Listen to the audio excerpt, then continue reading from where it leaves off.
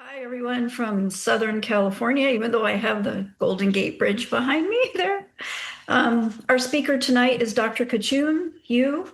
He is assistant curator at the space science at the DMNS. Dr. KaChun Yu joined the Denver Museum of Nature and Science as part of a team tasked to create a planetarium software to visualize the known universe. Since then, he has helped produce planetarium movies, advises on science content and museum exhibits, and participates in extensive education and public outreach.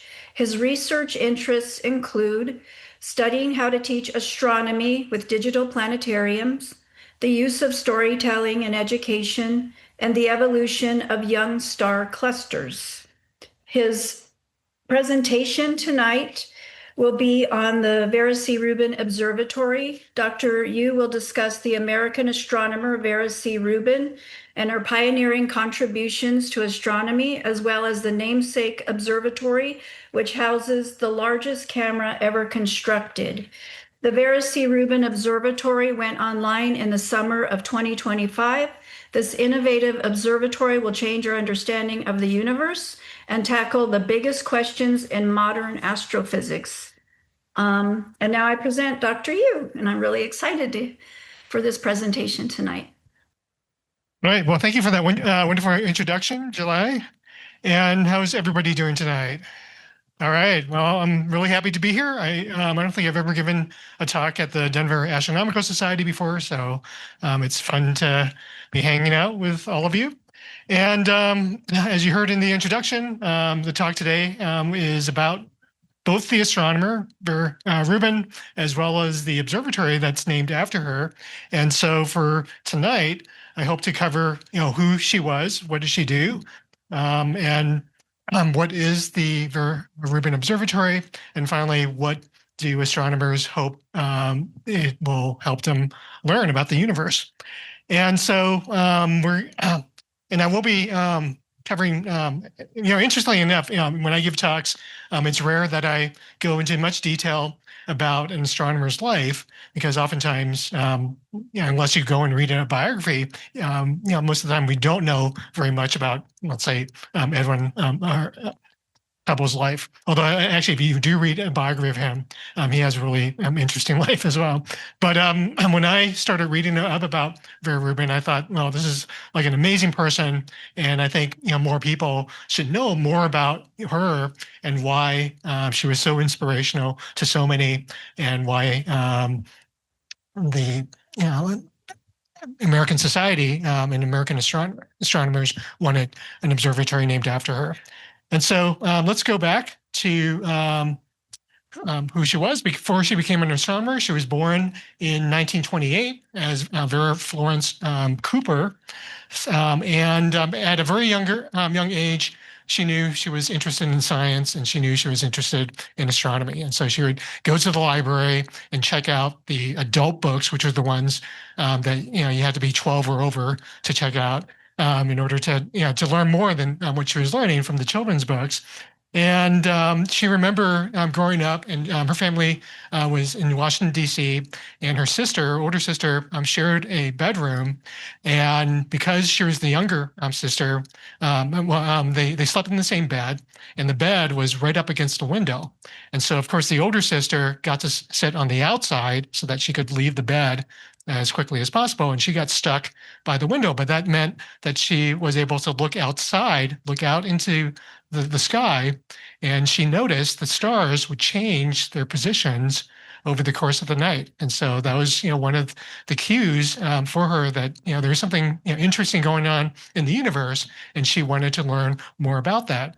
When she was 14, she got a free linoleum tube, or a free cardboard tube from a linoleum store. She hauled it back home, took it on the bus, and she had ordered some lenses from a mail order place, and she put together this telescope, and her father got a tripod from somewhere. And so this is the first telescope that she had built. But as you can probably guess, it wasn't very stable. And so she tried to take photographs from it, and it just didn't work.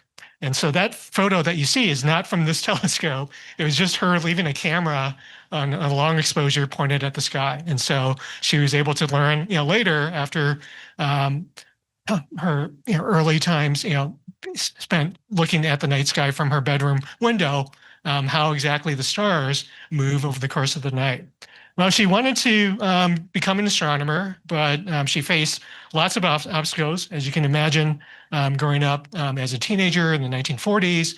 And so she got resistance from her teachers, from counselors. She, when she was applying to college, one of the people at the colleges she was applying to found out that she wanted to become an astronomer, but they recommended, well, perhaps you could become an artist who just paints astronomical objects as opposed to being an astronomer. But she persisted. She was able to get a scholarship to Vassar, which at the time was an all-women's college, and it actually had an astronomy department with real professional astronomers. And so she attended and graduated in 1948. And so she graduated in May 1948. But more also critically, the summer before that, in 1947, she would meet the man who would become her husband. And so she married Robert Rubin just a month after graduation.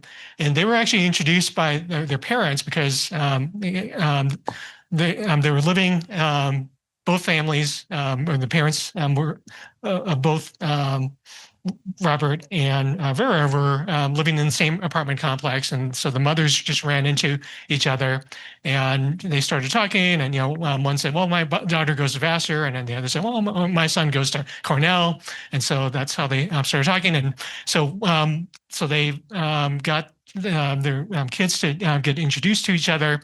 And when Vera Rubin found out that Robert Rubin was going to graduate school in Cornell, she asked, "Oh, do you know Richard Feynman, who was a professor there at the time?" But after graduating, Bob Rubin had to return to grad school, and so she decided to go to grad school at Cornell as well. And let's see. And so the astronomy department at Cornell was relatively small. There were only 4 astronomers.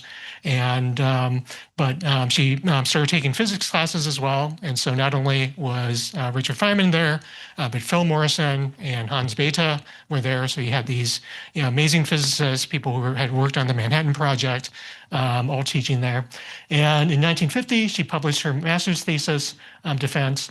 And her thesis advisor at the time thought she had kind of a killer thesis, because at the time, astronomers knew that stars orbited the Milky Way.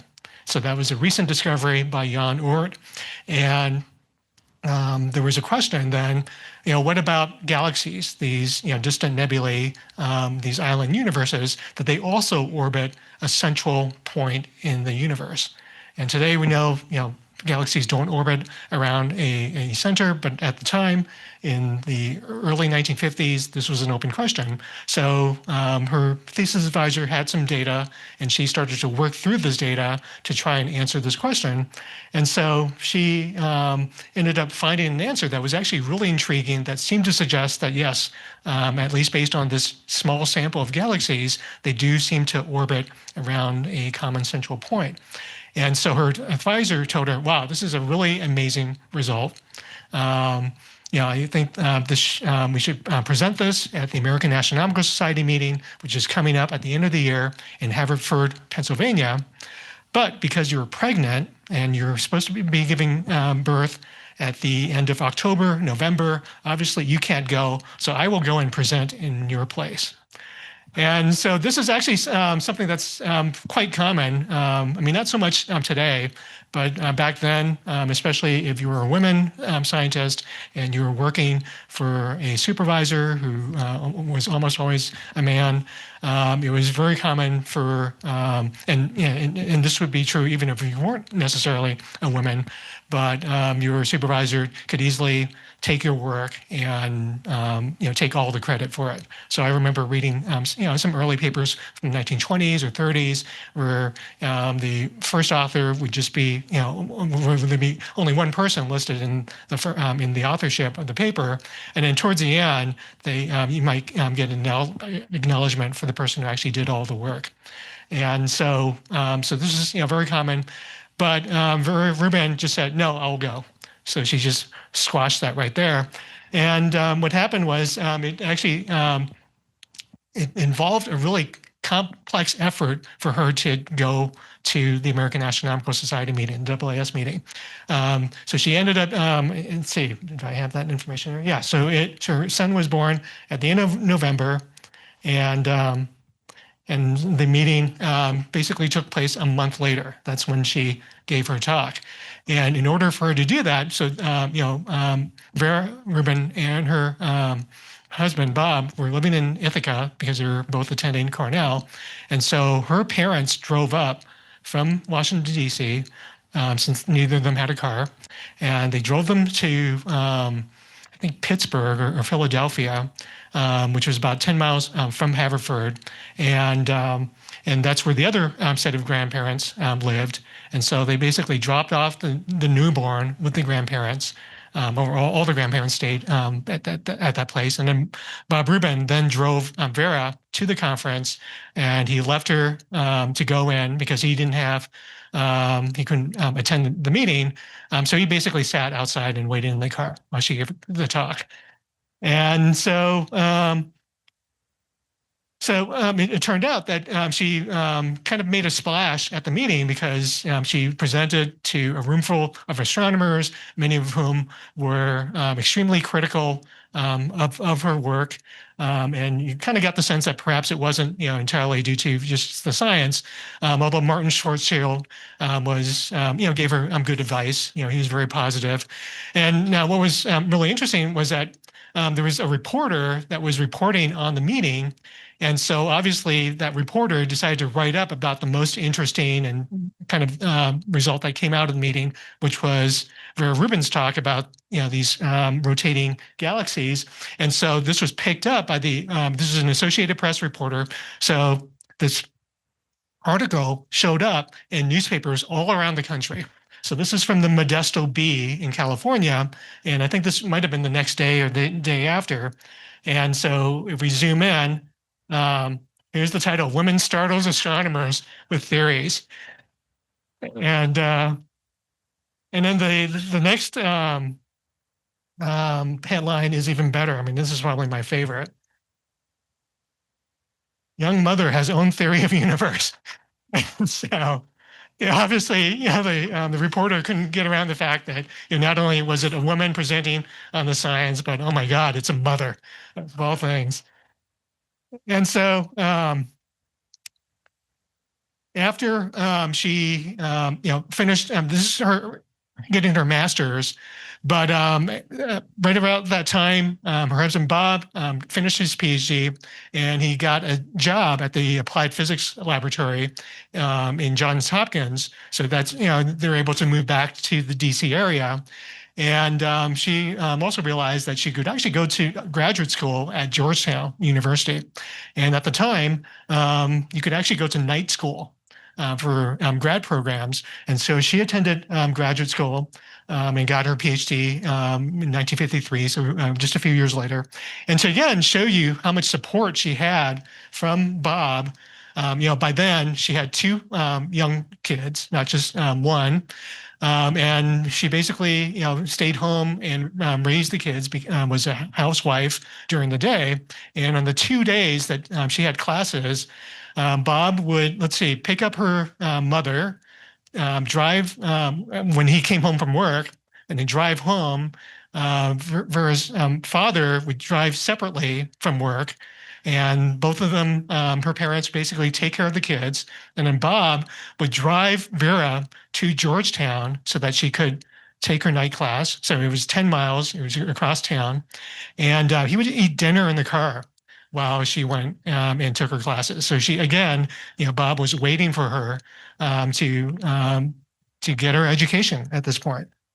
And she ended up publishing about again more about galaxies, and then she later found work at the Carnegie Institution of Washington, and this is where she met her longtime collaborator Kent Ford, and this is where she ended up doing the work that she's most famous for. And so it's the two of them who started investigating galaxies. And Kent had invented basically an electron multiplier. So they were doing spectroscopy, but he had invented a device which would basically amplify the light coming from the telescope. So Kent was, as much of an engineer as he was an astronomer, and so the two of them began to take very careful measurements of the velocities of stars in galaxies. And we know that in our solar system, if you measure the velocities of, say, the planets that are going around our solar system, you actually see a decline in the velocities. And that's just due to the fact that gravity is an inverse square force, meaning the further you are from the sun, the weaker the force. And so the slower the orbital rates of the planets. And you would expect, in our galaxy to be roughly the same because we see, a greater density of stars towards the center of the galaxy and fewer stars as you move out away from the center in the disk. And so, it might not be the same as their solar system where all the mass is concentrated in the sun, but you should also expect to see a gradual decline in the stellar velocities.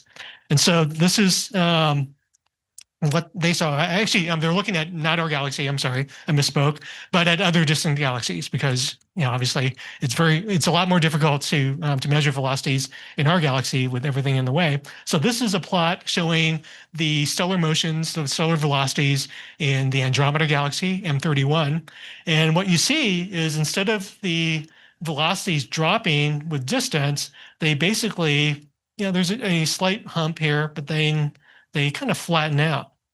And so this was a very big mystery because, why is it that the velocities didn't follow the mass that was measured via the starlight? And they continued to do the research. Whoops. So here is the same plot with the same data points, but it's now extended by radio observations. So the radio observations allow you to measure the gas velocities. So these are from a separate paper from a different set of astronomers, radio astronomers, as opposed to optical astronomers. But they basically showed the same sort of trend that they were seeing in the optical light. So that if you kept measuring further and further away, the velocities did not drop. They were still relatively high.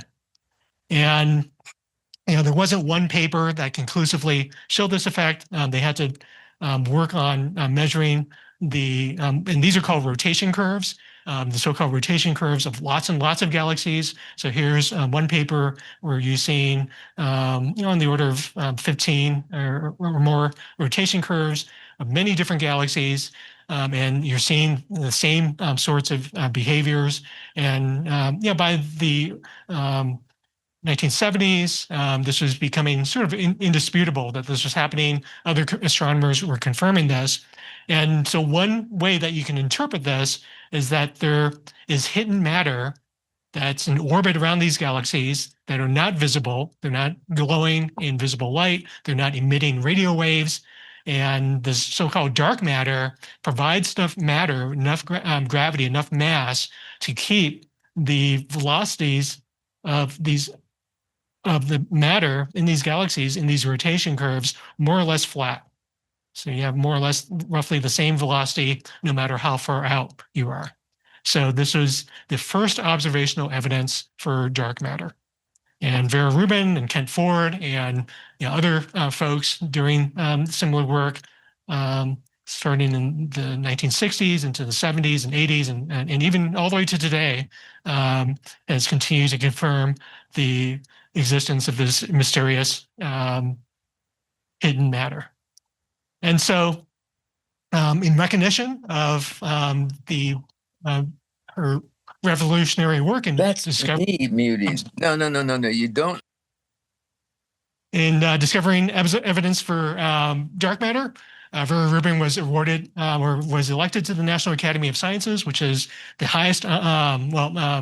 This is an organization that you have to be elected by other members of the academy to actually join. So this is that's a very prestigious type of position to be in. She was given the U.S. National Medal of Science, which is the highest honor a scientist can be given. So you can see that being done by President Bill Clinton and Vice President Al Gore. And if you look at her biography or look at a list of her achievements, you'll find lots and lots of other awards and honors. But the most notable and visible one today is the fact that in January of 2020, the Vera Rubin Observatory was named in her honor. And this was actually an act of Congress that was signed into law. And so, that's there's really nothing that you can change that. And if you look at the date that when this was signed, you can figure out which president signed it. And so let's now talk about the observatory that was named in her honor. Oh, yeah, before I do that, I do want to mention that because of her experiences in becoming a professional astronomer and in all of who she had to deal with throughout her life, even before she became a scientist, as a young individual interested in science, all the way leading up to her mid and even senior part of her career. She has recognized the difficulties that women have had in a very male-dominated field, and so she's long been a champion of women in science. And so one example of this is that for many, many years, decades really, women were denied the use of telescopes. Any guesses as to why that is? You can just shout it out. They're afraid they would break it. Yeah, maybe some people would, but that wouldn't pass muster as an explanation. Any other? Not strong enough? What was that? Mascara? Yeah. Well, the answer was bathrooms, because observatories were often in these mountainous, remote locations, and where you had to go basically and live there for days or weeks at a time. And so you'd rent a room, basically a dormitory room, and so obviously the bathroom was for men, right? And so you couldn't have women come and change the dynamics of that. And so there was a fight that literally took years and years and years until Mount Palomar Observatory relented, and they finally changed the rules so that she was able to go and observe at the observatory. And so and so basically, Vera Rubin helped pioneer gender-neutral bathrooms back in 1965. And the story is that after telescope time is extremely valuable. You have to write a proposal. The proposal is reviewed by your peers. It's peer-reviewed, and you're competing against all the other proposals, and only the best proposals are awarded time. So, not only did she have to write a good proposal, I mean, she had to also get through this additional roadblock of the bathroom situation. But, finally, when she was able to observe at Palomar, on her first day that she got up there, she was being given a tour of the observatory, where the telescopes were, where the telescope, where the sleeping quarters were, where people ate, etc. And finally, they were walking down the hallway, and they came up on that infamous bathroom that had blocked her the whole time. And the bathroom door just said, had the word MEN stuck on it. And so she went and took a piece of paper, drew a figure of a woman with a skirt, and taped it over the word "men," and said, "There, I fixed it for you. Now you have a ladies' room."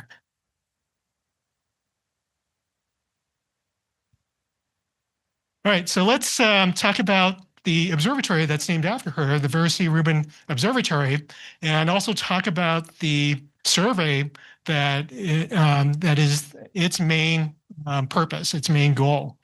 Because what the Rubin Observatory is supposed to do, its observing plan is very different from all other or most other telescopes before it. But it's basically going to scan the sky repeatedly from the southern hemisphere and basically create a movie of the sky over time, so that we astronomers can look for changes in the sky, whether it's movement of asteroids or exploding supernova or variable stars changing, or any of these other dynamic phenomena. And so I'm not asking you to look at all these details, but you can see that the timeline of this telescope goes all the way back to 1998. So it took multiple decades for this telescope to come to fruition. And the person who is sort of responsible for that is Tony Tyson, who was an astronomer at Bell Labs at the time. And he built his own instruments, and he would take them to observatories in the southern hemisphere. So here is a camera that he had built showing 4 small CCD detectors. So this would have been in the early or mid 90s. And so these might have been, 256 or 512 by 512 detectors, not very big compared to detectors today. And he was basically taking snapshots of the sky to try and measure or look for evidence of dark matter in distant clusters of galaxies. And he was realizing just how difficult this task was if you were just imaging little tiny postage stamp patches on the sky. And he started imagining what it would take to really come up with a telescope that was dedicated to mapping huge swaths of the sky at once. And so, basically, he came up with some of the initial ideas for this telescope. He worked with lots of other people, but another important person is Roger Angel from the University of Arizona, because Angel was the person who helped get the mirror for this telescope built. And so the Rubin Observatory is located in Chile. It's on a mountaintop called Cerro Pachon, and it's not too far as the crow flies from Cerro Tololo, which is where another major American observatory is. And so you can see that, if you wanted to travel down there, you'd have to fly to Santiago and then either fly or travel by bus or car for several hours, 5-6 hours to La Serena, and then go up the mountain. And this is the observatory. So you can see just how enormous it is just by looking at the vehicles that are parked beside it. It's actually about 18 stories high from the top to the bottom. So this is an enormous structure. There's obviously the telescope dome, which is the silvered structure at the top, but there's also a mammoth structure that's off to the side and that extends down that we'll talk about as well. And so we're going to just watch a quick video showing how this was all built. So the mountain was blasted in 2011 and leveled, and then they took their time to gradually build the structure that makes up the observatory. And that white building that is towards the bottom, that's actually a service and maintenance building. So they knew that they had to recoat the mirror and do other surface work with the telescope. So that's why they built all these additional facilities. Now you're starting to see the superstructure for the dome coming into place. You might notice this kind of turquoise color scheme that was adopted for the observatory. And so if you go to the website, you notice that color scheme associated with the Vera Rubin Observatory. And here we're seeing the observatory being finished, and you'll see a lot of rectangular windows that are on that dome. And for those of you who haven't traveled to a modern professional Astronomical Observatory. You might not know about this, but astronomers starting in the late 80s, early 90s, they realized that airflow was really important because during the day, the observatory would be heated by the sun.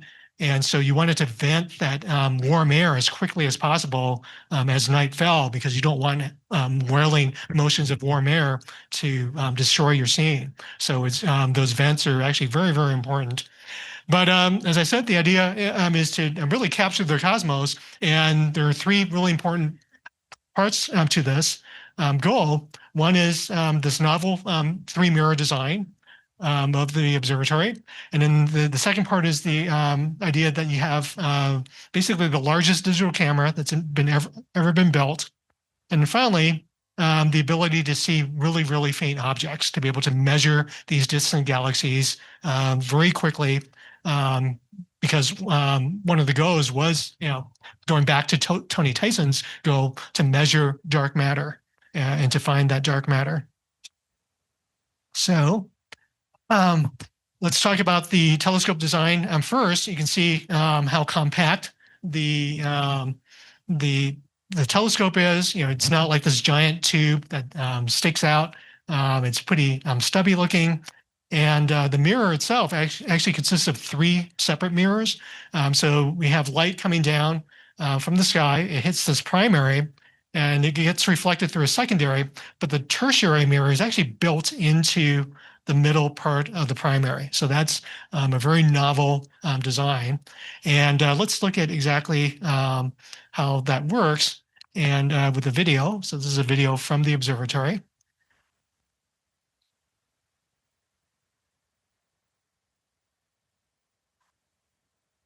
And so this is one of those early, back of a napkin or back of an envelope types of designs that Tony Tyson or Roger Angel worked out decades ago. And they basically came up with a design that would allow them to have not only be able to image things, very faint objects, but also have a very wide field of view. So the final telescope, the instrument has a field of view about 3.5 degrees, which is a huge, enormous patch of sky. I mean, if you saw that on the sky outline, I mean, it would look really, really big. And then here is how the telescope actually works. So each of those squarish patterns is a footprint of the detector on the sky, and it's basically scanning the sky repeatedly, and it will cover the entire sky that's visible at that point in time and location over the course of 2 to 3 nights, and then it will just repeatedly scan the sky over and over the course of 10 years, so that effectively you build up a movie of the universe so that you can measure how the universe is changing from night to night, or from several nights to multiple nights to the next multiple nights. And the next part, we'll talk about the mirror, because this is an 8.4 meter mirror, so that's pretty enormous. And we saw a hint of that at the end of that video. And so in order to cast a mirror and polish it, something that big, what you had to do was, this is what Roger Angel at the University of Arizona specialized in. And so starting in the 1980s, he built his mirror lab underneath the football stadium at the University of Arizona. So that's a place that you can actually go and take tours of. And the idea is you create a mirror blank, and you create an enormous oven that melts the glass, so up to about 1,000 degrees Celsius. And that and then the really critical thing is that the whole thing spins. So once you have all this molten glass, you spin it up, and that spin will put a natural paraboloid shape to that mirror, because telescope mirrors, or by design, I mean, you need them to be paraboloid in order to reflect the light the way that you want them to be reflected. And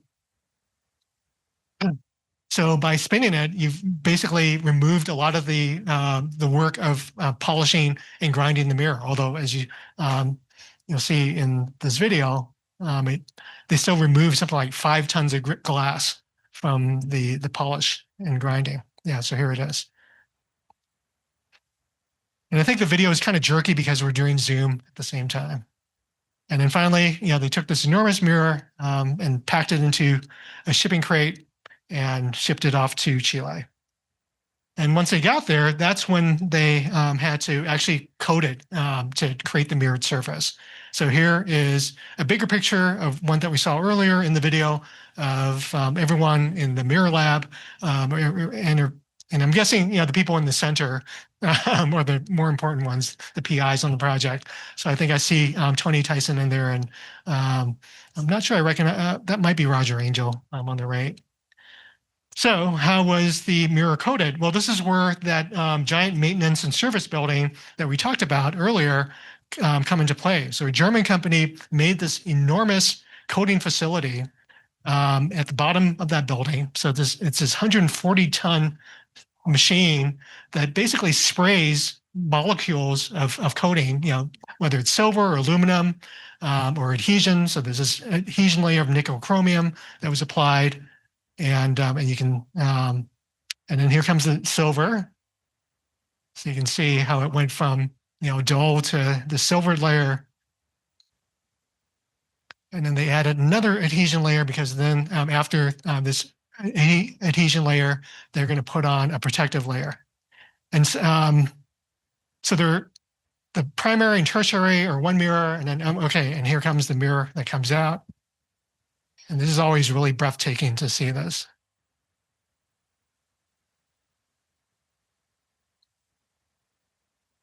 So that's pretty amazing that they were able to coat this whole thing. And they have to do this every 2 years because you're in a telescope in an observatory in a region that's basically the Chilean desert, and it's dry. There's dust. There's wind, and so it's expected that every 2 years they have to actually take the mirror down, recode it. The secondary mirror has to be recoded every 5 years. And then here is how that mirror is actually moved. Obviously, they have to have a enormous elevator to get it up to where the dome is. And so this that whole thing, the mirror, along with that giant blue tray that's holding it, weighs about 80 tons. So this is an elevator that weighs 80 tons. And let's take a look at how this works. Okay, so I'm always amazed by that because this looks like something that's out of like a James Bond film, where this is the Bond villain's lair, and it's just amazing that that we've had to build something like that in order to move this telescope mirror. So let's look next at the next important piece of equipment, which is the camera, and this is. As I said earlier, the largest digital camera ever built. And so in the picture, you can see the full moon for scale of how big this footprint is. And so we basically have, I think, on the order of like 189 separate CCDs. Each of these CCDs is 4K by 4K, so 4096 by 4096. So you're talking about on the order of 3,200 megapixels. So it's absolutely enormous. And in order to focus the light, they also have to have these enormous lenses. And they also have color filters because they're measuring light at different colors. And this whole thing, the whole camera weighs on the order of about 6,000 pounds. So you're talking about the size of an SUV and the weight of a good size SUV. And here are some of those enormous lenses that do the focusing of the light. So they're basically the largest, high quality optical lenses ever built. And then they're measuring in 6 different colors, spanning from the violet all the way to the far red or close to the infrared. And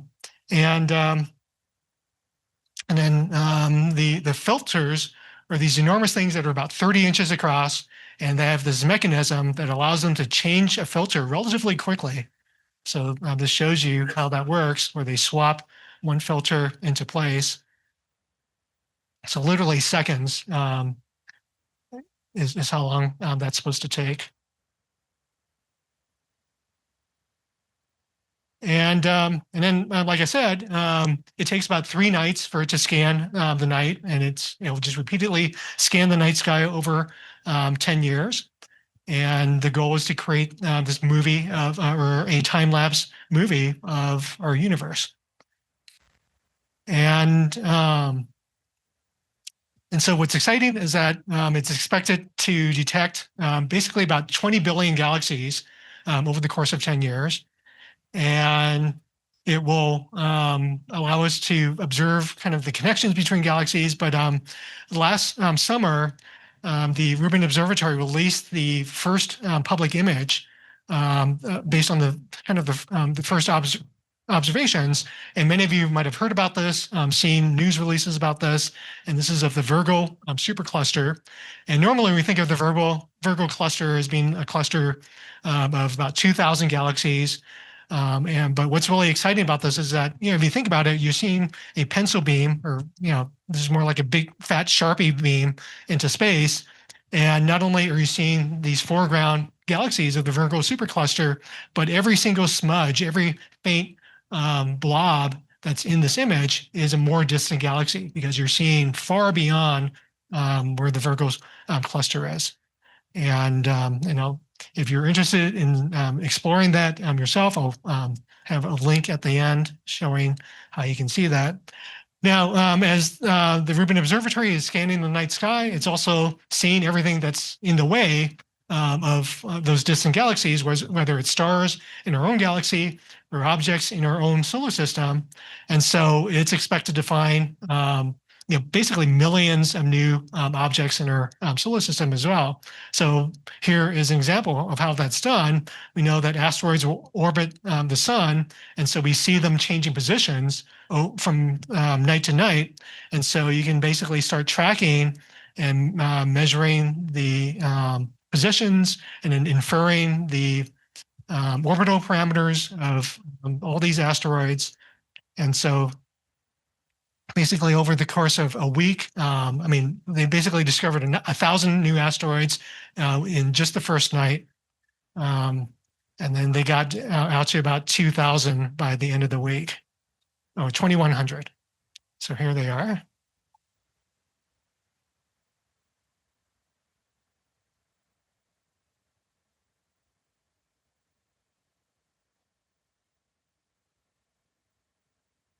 And if you wanted to explore this yourself, there's a website called skyviewer.app. So you can look at this on your computer, you can look at it on your mobile device. And what it does is, if you go to it, you can launch it, and you can find, and this is actually me exploring the Virgo supercluster.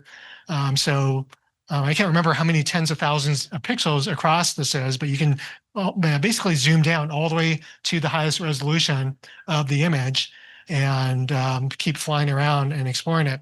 And as they fill in the sky, what they'll do is they'll actually fill in the rest of the map. So what will happen is that after, it will take about 6 months for them to process the data and create a version that's appropriate for the public. So once an all sky is done, an all sky from that one site, it won't be a true all sky, but it'll be limited by that one position in the southern hemisphere. But once that is done, you'll be able to explore basically any part of that sky through this app.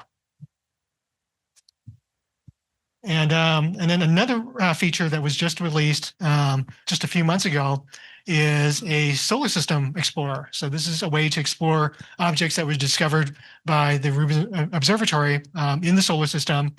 This also includes all the known asteroids and other minor objects, minor bodies. So you can actually select the time, you can select which classes of objects that you're viewing. I think I'm showing most everything.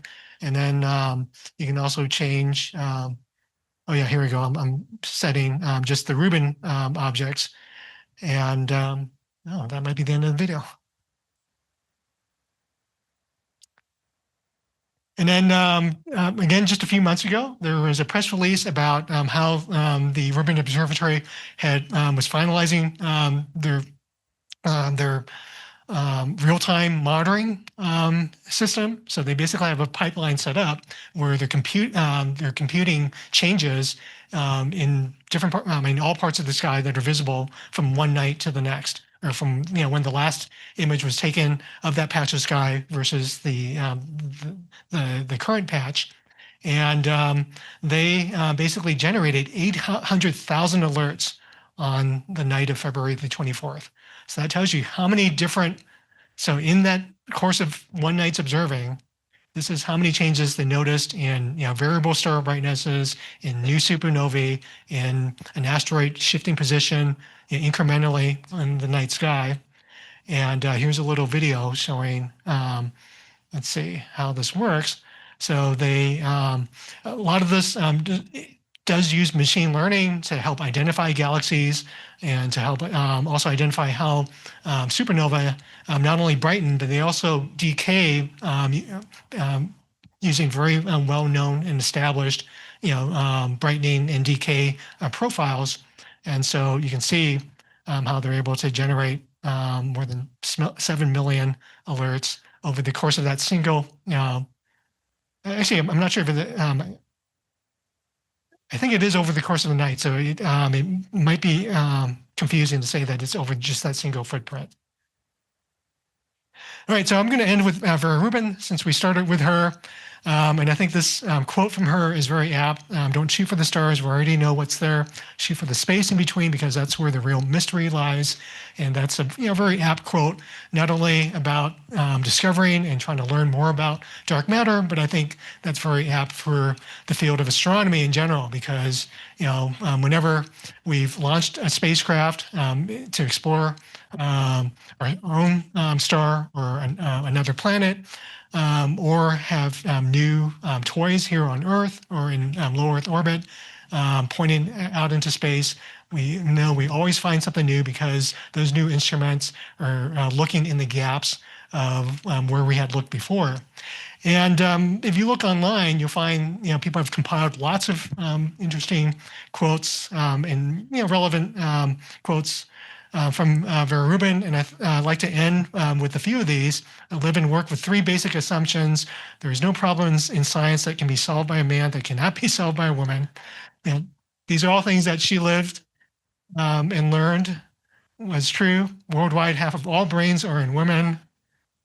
And we all need permission to do science, but for reasons that are deeply ingrained in history, this permission is more often given to men than to women.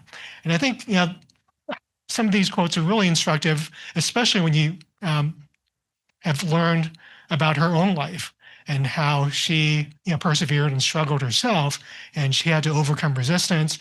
And a large part of her success was the amazing family support that she got from her parents, from her in-laws, and also amazingly from her husband, Bob. The fact that he was there to support her during a time, when they got married, it was not unusual for women scientists. If they got married, they would quit their jobs and they would basically stay home, become a homemaker. And Bob, even though he was a scientist, he didn't believe that. And obviously Vera wouldn't have let him believe, or she wouldn't have married him, that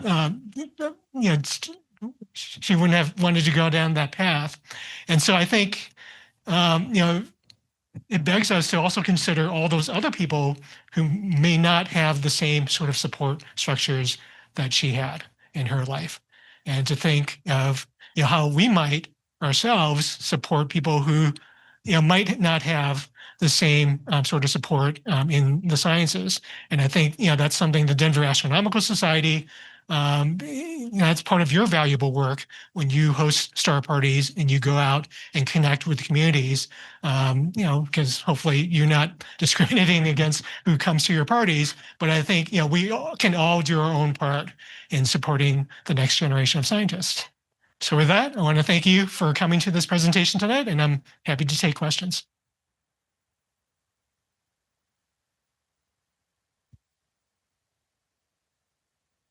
Sorry. Hey, 3 questions. First is, sorry, I was wondering about the cameras and the lenses. as compared to the mirrors, will they need to be replaced or refinished? Do you know? No, They're yeah. I mean, the cameras and lenses don't degrade over time. I mean, just because they're well protected, whereas the primary and the secondary, they're definitely much more exposed to the elements. Um, and I don't know if, for those of you who have, CCD detectors, I mean, you probably, I mean, I've never owned one personally, but I know in, professional devices, you do have dead pixels. I mean, things just die over time. And but I think for their 10-year lifetime for their main mission, it's not going to be a problem for this because when you're imaging the sky, you're always um, moving the camera slightly, and you're doing median, averaging, or others processes to basically remove the effects of dead or ineffective pixels. So there are ways to get around that, but I don't think they have to worry about replacing the lenses or the CCDs. The second question was about data. Do you know how much, like, obviously this is huge amounts of data every night. Like, how much is it and where is it stored? Yeah, I'd have to. I mean, there's something that's probably easy enough to Google, but